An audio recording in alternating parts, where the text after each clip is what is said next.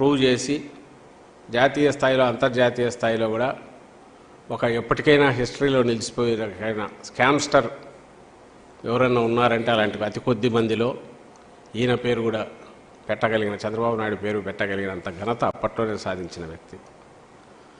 అప్పటికి ఇప్పటికీ ఏమీ మారకపోగా అంతే క్రూడ్గా అలాగే చేస్తున్నాడు అనేది మనకు కూడా 2014-19 మధ్య కూడా ఆయన అదే నైజం చూపించాడు.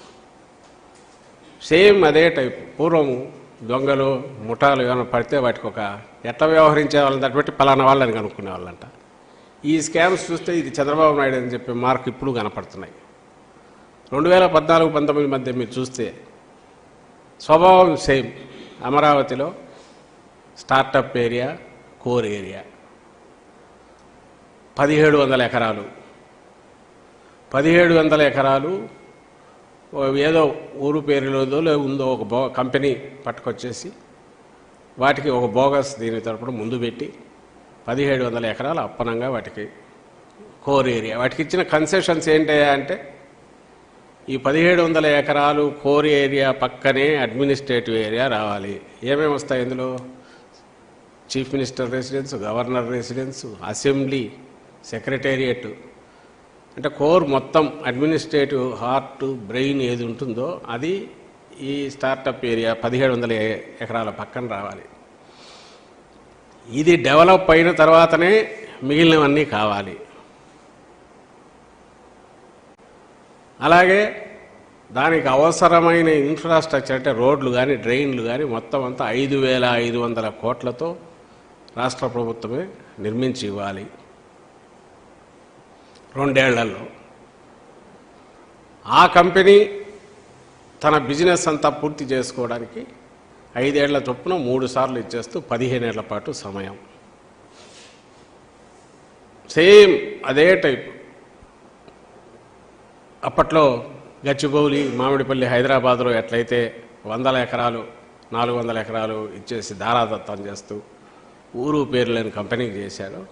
ఇక్కడ ఏకంగా రాజధానిని అక్కడ ఉన్న 30,000 మంది ఉసురు కొట్టుకుంటూ రైతుల దగ్గర ల్యాండ్ పూలింగ్ అని తీసుకొచ్చి వాళ్ళ ఏరియాస్ ఎట్లా డెవలప్ చేయాలో జనరల్గా ఏదన్నా మొదలైనప్పుడు ప్రజల దగ్గర అందులో తీసుకున్నాక ఆ ఏరియాస్ కూడా డెవలప్ కావాలి, టోటల్ డెవలప్మెంట్ ఎట్లా చూడాల్సింది పోనిచ్చి ఏదైతే తన బినామీలో లేకపోతే తన ఒప్పందాలు చీకటి ఒప్పందం చేసుకున్న కంపెనీను వాటిని తీసుకొచ్చి వాటికి మొత్తం వేసి ఇదయ్యాకనే మిగిలిన డెవలప్మెంట్ అని చెప్తూ అక్కడే అంటే ఒక జూబ్లీ హిల్స్ను అలాంటి ప్రాంతాన్ని ప్రైమ్ ప్లేస్ను క్రియేట్ చేసిన క్రీమ్ అంతా తనకు తన బినామీలకు అక్కడే నారాయణ కూడా 58 ఎకరాలు కొంటాడు. అది కేసు నడుస్తోంది ఇప్పుడు. A1 అయినా A2 అయినా జగన్మోహన్ రెడ్డి గారి ప్రభుత్వం వచ్చాక జరుగుతున్న ఇది అది ఆ కేసు ఇప్పుడు నడుస్తుంది. ఎక్కడైతే ఇది దానికంటే ఇది మరి అది రాష్ట్రం సొమ్ము. ఇది రైతుల దగ్గర నుంచి తీసుకున్న భూమి. క్యాపిటల్ డెవలప్మెంట్ అది. క్యాపిటల్ డెవలప్మెంట్ భూములు ఇచ్చిన వాళ్ళకు సంబంధించిన ల్యాండ్స్ ఏమవుతాయో వాటి డెవలప్మెంట్కి ఏంది అనేది చూడలే. ముందు ఇది 3000 ఎకరాలు అనుకున్నారు, మళ్ళీ ఎందుకు అది 1700 ఎకరాలకు దిగింది. మరీ ఎక్కువ అవుతుందని అనుకుంటున్నారో తెలియదు. సో 3000 ఎకరాలు కాస్త 1700 ఎకరాలు. 1700 ఎకరాలు క్రీమ్ ఎంటైర్ డెవలప్మెంటు ఆయన కళలు కన్నా నిజమైతే ఇది 1,00,000 కోట్లకు 40,000 కోట్లు 50,000 కోట్లు డిపెండింగ్ అని ఎంతైనా దాని వాల్యూ పెరిగే కొద్దీ అదంతా మింగేయచ్చు అనేది ఆలోచన. ఇక్కడ సేమ్ ఎక్కడ లేని కన్సెషన్స్ అన్ని దానికే ఇచ్చి ఉల్టా ఎవరైనా డెవలప్మెంట్కి ఇస్తే ఇన్ఫ్రాస్ట్రక్చర్ వాళ్ళు వేసుకొని ఎదురు ఇస్తారు. ఇక్కడ పెట్టుబడిలో పార్ట్ ఇన్ఫ్రాస్ట్రక్చర్ ఫ్రీ డెవలప్మెంటు, అమ్ముకోవడం మాత్రం అంతర్జాతీయ స్థాయి ఇది వాళ్ళు చేసుకుంటారు. దానికి అవసరమైన వాతావరణం క్రియేట్ చేయడానికి all cream administrative core area అంతా అక్కడే వస్తుంది. హాట్ కేక్ లాగా అమ్ముడు పోయేదానికి అవసరమైనవి క్రియేట్ చేసి ఇది మామూలు ఇక్కడ ఎవరైనా ప్రైవేట్ బిల్డర్కి ఇచ్చినా అంతకంటే బ్రహ్మాండంగా డెవలప్ చేస్తాడు. మన ఊరి బయట ల్యాండ్లోనే తీసుకున్నప్పుడే 60-40 నడిచేటప్పుడు లేదా 50-50 40-50-60 ఏదో ఒక రేషియో నడిచేటప్పుడు ఇన్ఫ్రాస్ట్రక్చర్ అంతా డెవలపర్ వేసిస్తున్నప్పుడు అట్లా ఆలోచించినా కూడా ఇది ఉల్టా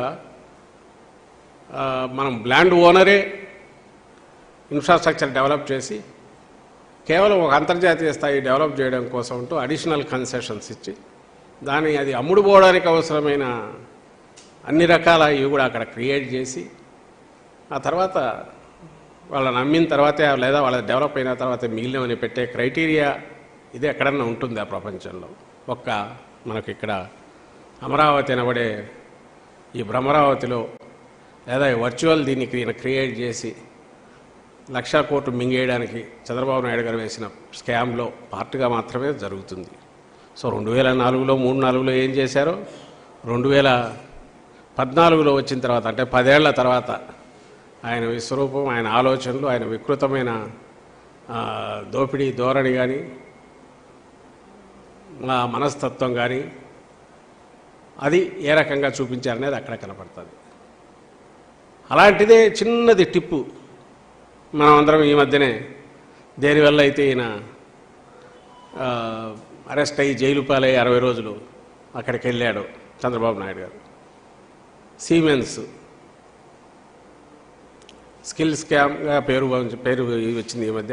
సీమెన్స్ది కుంభకోణం, సీమెన్స్ పేరుతో కుంభకోణం, అది కూడా మీ అందరికీ తెలుసు.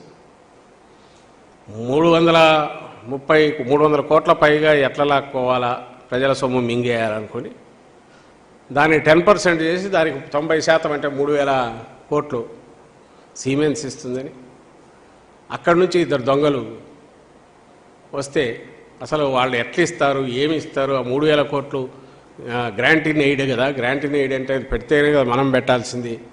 వాళ్ళు ఎంత పెడితే మనం అంత రిలీజ్ చేయాలి కదా. కాకుండా దానికి బదులుగా ఈ 10% అని ఏది విన్నారో అదే 100% నేరుగా రిలీజ్ చేయడం.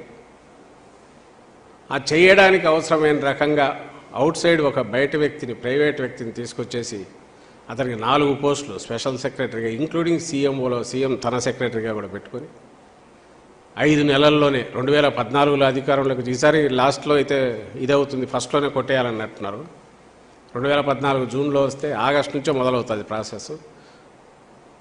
2015 ఎండ్కంతా దాదాపు పూర్తి అయిపోతుంది. 2015 కంతా 2015 ఫిబ్రవరి నుంచి ప్రాసెస్ మొదలవుతుంది. క్యాబినెట్ అప్రూవల్ డిసెంబర్ 2015 నుంచి మార్చి 2017 మధ్య 371 కోట్లు ట్యాక్సులు కూడా ఎక్స్క్లూజివ్ ఆఫ్ ట్యాక్సెస్ అన్నారు కాబట్టి 330 కోట్లు నేరుగా ఒక షెల్ కంపెనీలోకి వెళ్ళి అక్కడి నుంచి వెళ్తుంది. దానికి ట్యాక్సులు అదనంగా ప్రభుత్వం అంటే ప్రజల సొమ్ము పే చేసి 370 కోట్లు నేరుగా పంపించేస్తారు. దానికి సంబంధించిన ఎలాంటి చెక్ చేయడము, అలాగే దానికి ముందు వాళ్ళు ఏమిస్తున్నారో చూడడము, అసలు వచ్చిందా లేదా, దానికి సమంగా మనం వాటా పెడుతున్నామా లేదా ఏమి చూడకపోవడం. అసలు క్యాబినెట్లో జరిగే డిస్కషన్ ఒకటి జరుగుతుంది, జీవో ఒకటి ఇష్యూ అవుతుంది, సంబంధం లేనిది ట్రైపార్టైట్ అగ్రిమెంట్ అని ఇంకోటి చేసుకుంటారు. అంత మొత్తం కూడా శ్యామ్, పేరు మాత్రం సీమెన్స్తో ఒప్పందం.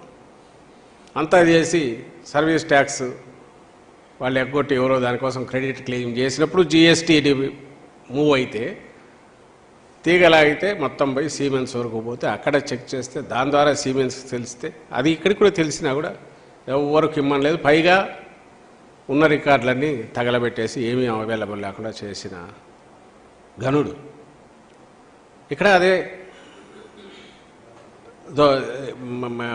ఇది మోడస్ ఆపరేండి ఏంటి, ఓ పెద్ద కంపెనీ పేరు, దాని పేరు మీద చెప్పేయడం, హడావుడిగా అగ్రిమెంట్ చేసేయడం, వచ్చిందంతా మొత్తం ఏదో 100 రూపాయల్లో 10 రూపాయలు తీసుకోవడం కాదు, 100 మీద మళ్ళీ ట్యాక్స్ కూడా ప్రజలదే కట్టేసి తోసేయడం. ఇది ఈ స్కామ్లోనూ కనపడేది. ఆ రోజు 20 ఏళ్ల క్రితం జరిగింది అదే. ప్రజలు మర్చిపోయినారు. 14లో ఎన్నిక చేసుకుంటే మళ్ళీ అలాంటివి జరిగాయి. ఇవి కాక ring road scam, fibre net, ఇవి సుమారుగా ఉన్నాయి. ఇవన్నీ వాటిలో కూడా అలాగే షెల్ కంపెనీస్కి పోతాయి. కానీ ఇది క్లాసికల్ ధోరణి. ఒకటే మోడస్ ఆపరెంట్తో కనపడే కేసులు ఈ 3, అది కానీ అమరావతి కానీ స్కిల్ స్కామ్ కానీ. ఇక్కడ పాయింట్ ఏంటంటే రావడమే రాష్ట్రాన్ని ఎట్లా ముంచాలా. మీరు ఎన్నిసార్లు ఈ ప్రజల ఇదైనా వాళ్ళు మర్చిపోతారు. మళ్ళీ ఒకసారి మించి ఇంకోసారి దోచుకోవచ్చు అనే ధోరణితో దోపిడీకి ఎన్ని రకాల అవకాశాలు, ఎన్ని రకాల ఇవి చేస్తాయని చూస్తూ ఏమాత్రం ఇది లేకుండా నిస్సంకోచంగా అడ్డంగా నిలువు దోపిడీ రాష్ట్రాన్నే 5 కోట్ల